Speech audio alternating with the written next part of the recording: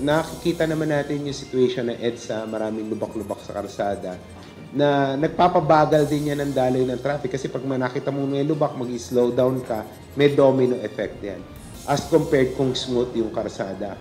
Araw-araw nang nadadaanan ng mga motoristang bumabagtas sa EDSA ang mga baku-bakong kalsada.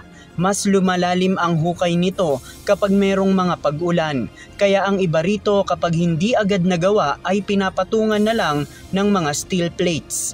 Dahil sa ganitong sitwasyon, ayon sa Department of Public Works and Highways o DPWH, tututukan nila ngayong 2025 ang rehabilitasyon ng buong EDSA.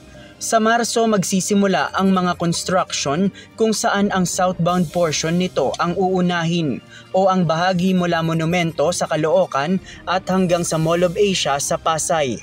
I-improve namin yung drainage, then yung mga portion ng mga sira ng mga pavement, concrete pavement, i-reblock namin. Then ang pinaka-final po doon po is yung asphalt overlay.